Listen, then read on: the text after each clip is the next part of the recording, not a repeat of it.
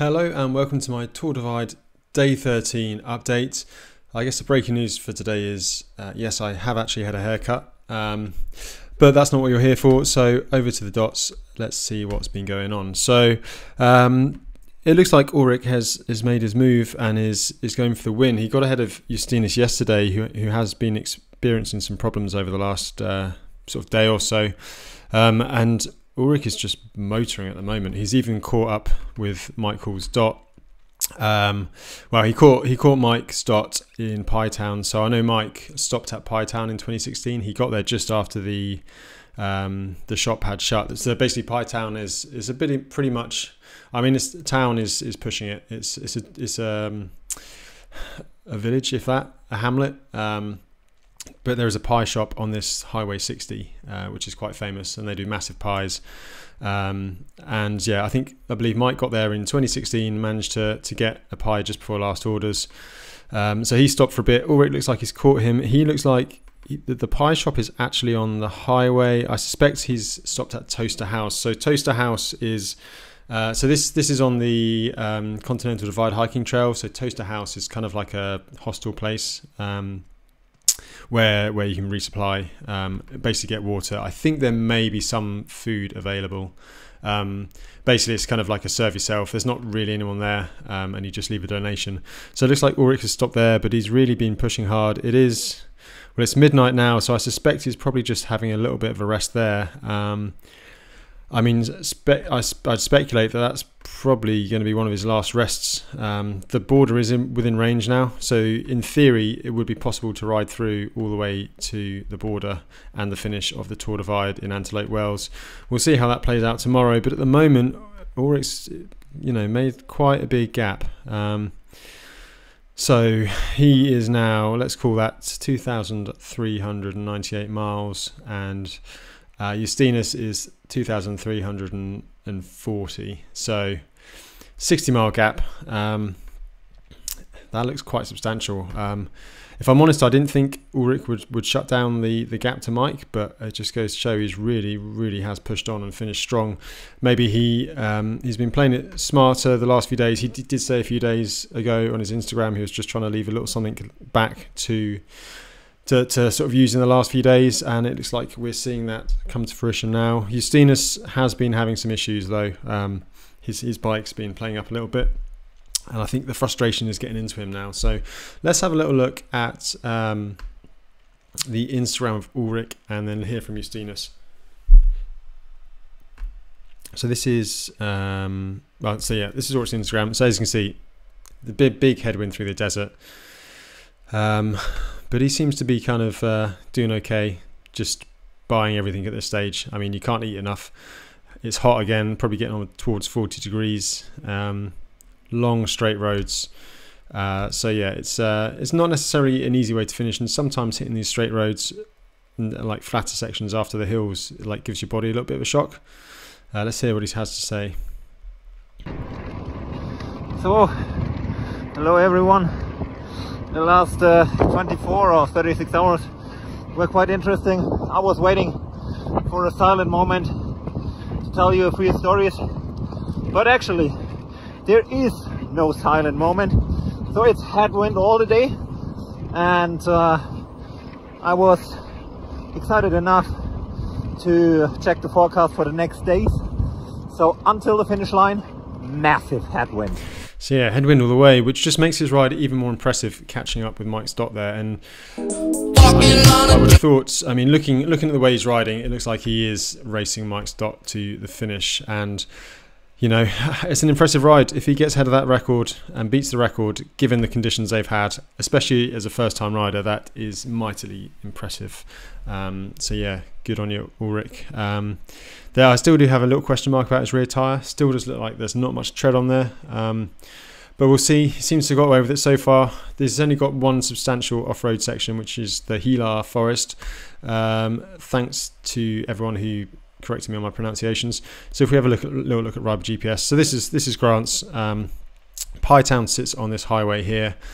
So you can see there's a little bit of tarmac out of Grant's. They would have finished now the long kind of highway section. and then you're on this kind of rough double track. It was, well, I guess it changes around, but there was a lot of stutter bumps when I did it in 2019. Some soft sand, just a little bit uncomfortable. I'd imagine if it rains there, it's absolute carnage. But conditions seem good at the moment, and obviously the wind is going to make sure it's nice and dry.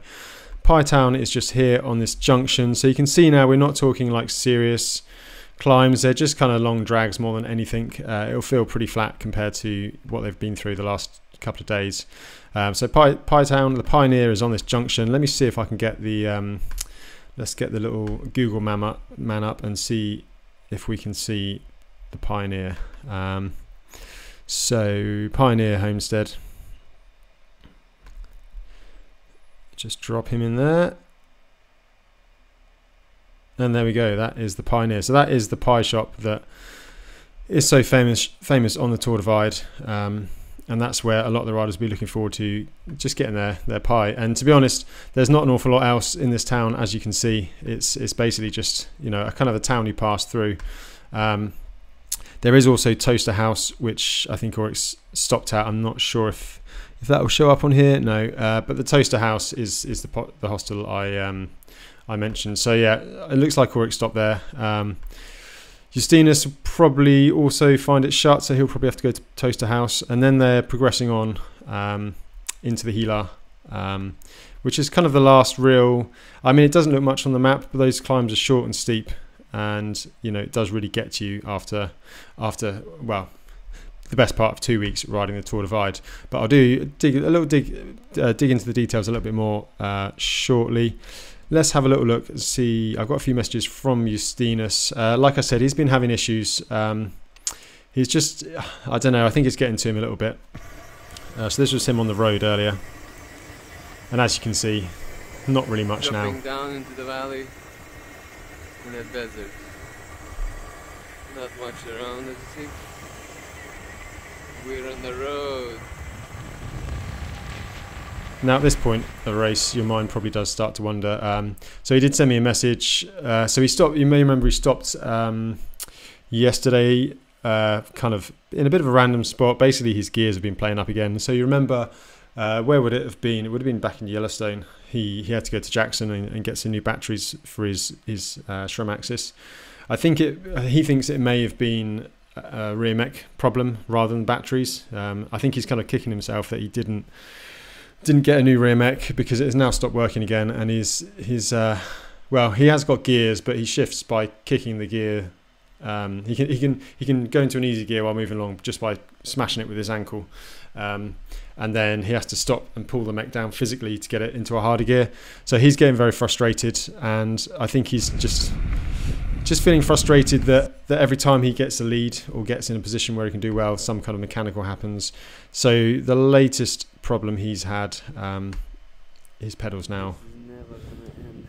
Now it's the right pedal. Yeah, Baron's gone on the pedal. Idea, clue how to fix smart pedals, like which screws to.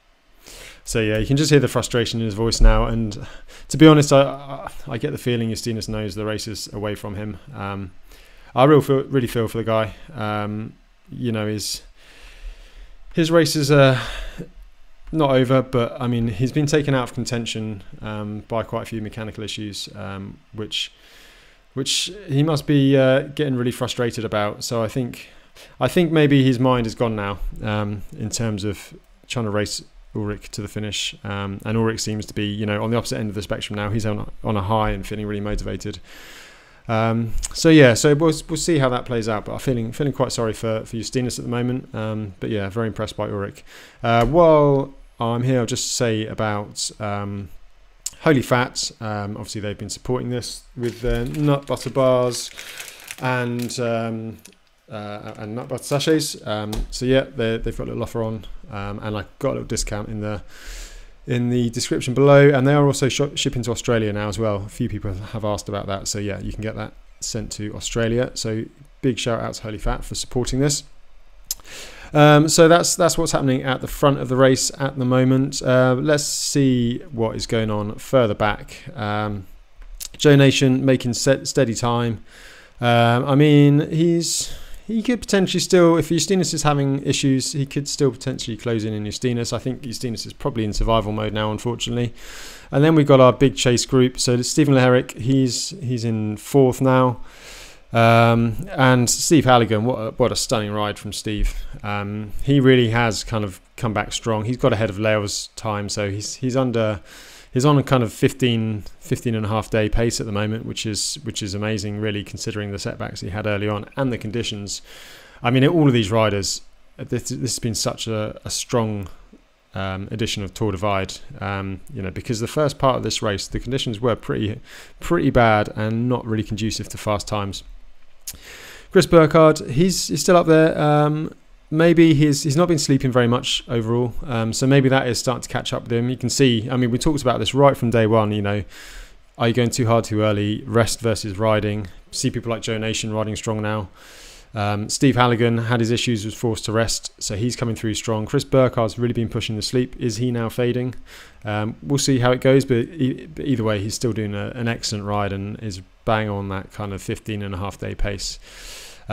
Peter Craft, he's closing in as well. He's coming through strong. And then we've got Justin, and we've got Martin, and this little gaggle here. It looks like, where are they? Looks like they're all camped somewhere. I've lost my bearings now. So yeah, and then we've got Lael. Lael's in there as well. So yeah, Lael looks like she's fading a little bit. She was kind of up on her pace, but she seems to have backed off a little bit now. Not quite sure why that is. I mean, she did post that she stopped early in Del Norte the other day. Was it Salida? I can't remember. She was suffering with her breathing a little bit, so maybe that is having more of an effect on her. But I've not heard anything concrete about Lael at the moment. But she does appear to be dropping off the pace a little bit. But she still has a commanding lead over second place Katja on the in the women's race. Ezra Ward is back there as well. Ezra Ward Packard. I'll catch up with him shortly. He's got an interesting story. I mean, all of these riders have stories, things that have gone on, and quite often you don't really hear about them till after the race. But I can assure you, every single rider in this field will have something to say. Our exciting race for the third spot in the women's field. Sasha's still leading that at the moment with Alexandra. They've kind of stayed relatively stable, although Sasha is sleeping, it looks like, at the moment. Alexandra's still moving, so we'll see how that goes. But they're just, is that on Indiana? Salida, yeah, probably Indiana going over. So yeah, that's still all to play for. And Gail Brown, what a stonking ride she's done. Again, same story, same as Steve Halligan. Suffered early, but has really kind of rested to try and get herself healthy, and now is finding herself in a really strong position. So she was riding with April a bit yesterday, but has now managed to catch and pass her. She's closing in on Alexandra Huchin's single speed record pace, which, as I reminded you yesterday, is currently the fastest ever time for the women's Grand Depart. Obviously, the only women's time faster is Lael's record time, but that was an ITT done in August, so conditions were slightly different. Be interesting to see if she can close in on Sasha and Alexandra. That would be some ride if she did manage that. So yeah, so that is a roundup of everything at the moment. So I'll just check out the Ride with GPS again, just show you what we've got left for the race leaders, and there's not much. I mean, this is the last segment of Sarah Swallow's Tour Divide guide. So as you can see, there's not much to go. Points of interest, we'll put them on, and you can see resupply are these kind of light blue ones, and there's just not an awful lot. There's not much of anything really. So riders have got to be really careful, especially as it's getting warm now. So Ulrich is just passing through Pytown, which is here, and then as you can see, there's not an awful lot. There's water from a well, but essentially you can't really guarantee much until you get to the Beaverhead station. This is where I had my final sleep in 2019. So I rode from probably a couple of hours before Grants to Beaverhead, and then the next day I slept a couple of hours in the ranger station there. Actually slept in an office chair, and then the next morning got up early and then rode through the Hilar which is the last significantly tough section.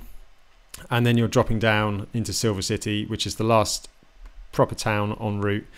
You get a massive resupply there, and then there's a chance to get, there's a gas station at Sipa, and Hachita there's a little store, depends on hours there, but Silver City's your last dead cert resupply, and then you're on the long straight road to the finish. So yeah, so what's coming up for Uric in the immediate future?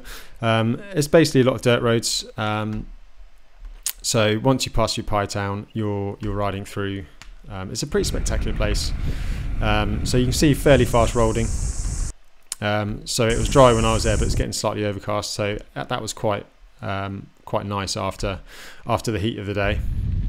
And then you go through this amazing section. I just love this. This is before you really get stuck into the Gila. You go up and over a big ridge, and yeah, then you kind of work your way in towards Beaverhead Station. I mean, after this it was getting dark, so I can't really comment too much on what it looks like. I remember just doing quite a long climb, and there'd been a lightning storm sort of quite up high on this plateau here. You can see around 150 miles. So we rode this plateau for a bit, and then the long drop down. Beaverhead must be, yeah, at the bottom of that plateau. So yeah, I suspect Ulrich is probably going to have a small break and keep pushing on. He probably end up going through the Gila tonight. So tomorrow we'll look at see what the Gila looks like, and I think we may well be talking about him getting very close to the finish. Let's have a little look at some other stories, just to see what everyone else is up to. So Joe Nation, he's still going strong, as we've already discussed. Extra supplies at this stage, you need to carry quite a lot, so he's just hooked a musette on his aero bars. Spectacular nights, guys. I mean, look at that. It's amazing. These are the things you get on Tour Divide, which really stick in your mind forever. Martin, he looks like he was riding with Lael, and not sure who else that was, but this is Indiana Pass. Still a bit of snow up there, but as we said, nothing too bad. Easy enough just to hike through. Yeah, and there's some nice tyre tracks by this point anyway, so it's a little bit easier. Now Ezra, he's at a time of it. So he destroyed his front wheel descending into Del Norte, managed to get into town, but his wheel's not safe, waiting for bike shops to open. There's not an awful lot in Del Norte, so he was looking at either buying something locally or renting a truck and going somewhere else to get a new wheel.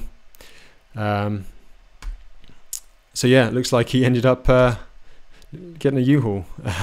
So he's drived, is it Posada Springs, I think it was, to get a new wheel. Looks like he's fixed now, so hopefully he is now back on the road and going to be going down to Antelope Wells at the finish.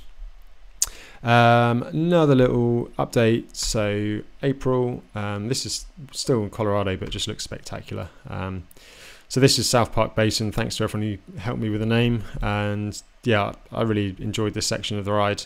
Just spectacular. You're in this big basin. You just see this big ring of mountains around you. And as I said, I come from the flatlands in the UK. So I found it really, really quite amazing. Colorado is just a beautiful state. And it looks like April's having a similar great experience up there. And finally, I thought I'd better update you with Mira the dog and John. So it sounds like they've been having a rough time of it. Both of them. John's been suffering with his knees. Let's listen to see what they say. Tana, unfortunately my knee continues to cause a lot of pain, so it took another day of rest. It's helped somewhat, but it's still very painful, and we're just going to keep riding slowly towards Bannock hopefully today. And then on through Lima, or Lima, I guess as it's pronounced. So yeah, it sounds like they are suffering a little bit. So I think at this point they have now kind of scratched and they're just making their way down south, maybe not necessarily on the divide route. But before I finish up, I'll just show you this cool little dog video.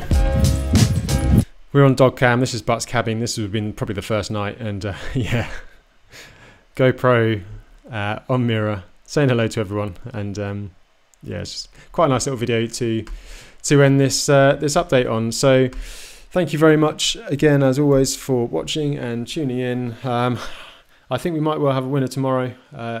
Ulrich is looking strong, but as I said, anything can happen. His chasing Mike's hard. So I'll be back tomorrow to update you, and yeah, we'll see what happens. Thanks for watching.